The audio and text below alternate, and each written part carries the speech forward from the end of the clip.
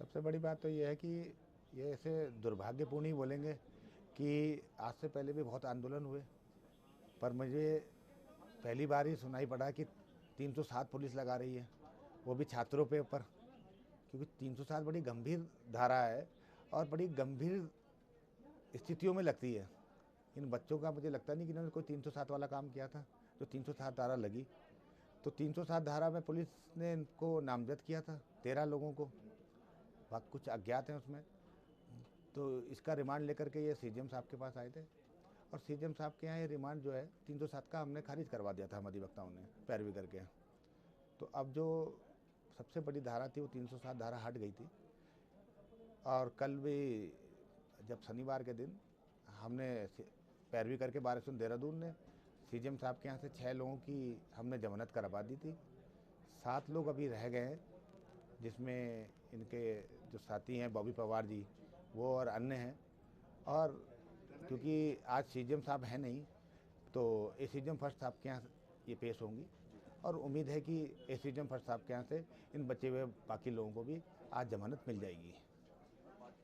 क्या इस तरह के जैसे धरने प्रदर्शन होते हैं, इसमें धाराएं लगती हैं, लेकिन क्या ये गंभीर धाराएं लगाना पुलिस के लिए कितना उचित था?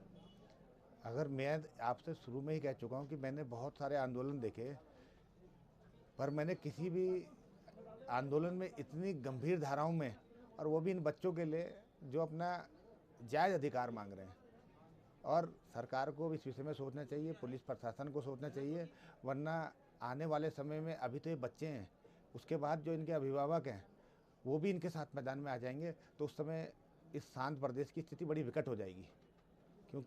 क्योंकि पिछले जो 4 दिन से घटनाक्रम चल रहा है, हमारे यहाँ शनिवार को राष्ट्रीय लोक अदालत थी, उसमें कई वादों का निस्तारण होना था। क्योंकि पुलिस द्वारा इस कचहरी परिसर को ऐसा छावनी बना दिया गया था कि इंसान तो दूर, जानवर की भी एंट्री नहीं थी। उससे हुआ क्या, ना तो वादकारी आ पाए, ना अधिवक्ता आ पाए। तो जो राष्ट्रीय लोक अदालत में वादों का निस्तारण होना था वो ऐसी की ऐसी पेंडिंग ही रह गई, उनकी संख्या बहुत कम हो गई। तो इस विषय में सरकार को सोचना चाहिए कि कैसे करके इस आंदोलन को ख़त्म कराना है, कैसे करके बच्चों की जायज़ मांग को पूरा करना है। और पुलिस प्रशासन को सोचना है कि क्या ये धारा इन बच्चों पर लगना बनती थी। आज से पहले भी तो आंदोलन हुए हैं, चाहे वो भारतीय जनता पार्टी के रहे हों, चाहे कांग्रेस के रहे हों, चाहे किसी अन्य दल के रहे हों। और पहली बार मैंने ऐसा देखा, जब सुना बड़ा आश्चर्य हुआ कि 307 जैसी गंभीर धाराएं लगाई जा रही हैं, जो कि हास्यप्रद है। अब ताज़ा हालात क्या हैं वकील साहब? क्या लग रहा है कि जो इनके समर्थक हैं या इनके परिवार के लोग हैं वो जानने की कोशिश कर रहे होंगे कि कब तक इनकी बेल हो सकती है और कब तक ये 13 लोग बाहर आने की उम्मीद है इनकी? मैं सचिव बार देहरादून के नाते मुझे उम्मीद है, सरकार से भी यही कहा गया है कि आप कोई नया पेच मत फंसाना। अगर सरकार द्वारा कोई नया पेच नहीं फंसाया जाता है तो मुझे लगता है कि आज जो ये बचे हुए 7 हैं इनकी भी जमानत हो जाएगी।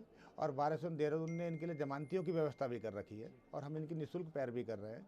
और जिस दिन से घटनाक्रम चल रहा है उस दिन से वार्ता से कराने से, चाहे इनकी वार्ता करानी हो माननीय मुख्यमंत्री के प्रतिनिधि के रूप में राधा चौधरी से, चाहे डीएम महोदय से, हम 24 घंटे इन्हीं के बीच में हैं, इन्हीं के संपर्क में हैं और आशा करते हैं कि आज इनकी जमानत हो जाएगी और ये शाम तक अपने अपने घरों पे चले जाएंगे। एक प्रश्न और लेना थोड़ा सर, बच्चों को ऐसा क्यों लग रहा है कि कचहरी परिसर उनके लिए सबसे सेफ जगह है बैठने की? अदरवाइज इनको और भी मौके दिए गए कि परेड ग्राउंड या रेंजर्स ग्राउंड पे चले जाएं। यहाँ पर क्या वकीलों की शय इन्हें मिल रही है या फिर ये खुद ही चाह रहे हैं कि यहीं पे रहें?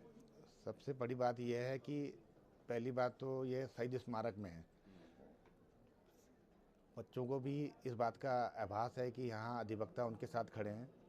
और इस शहीद स्मारक में जो जैसे टीवी चैनलों के माध्यम से दिखाई पड़ रहा है कि जो बर्बरता पुलिस द्वारा लाठियाँ भाजी गई हैं, मारा गया, पीटा गया है, वो सब चीज़ें यहाँ नहीं हो पाएंगी।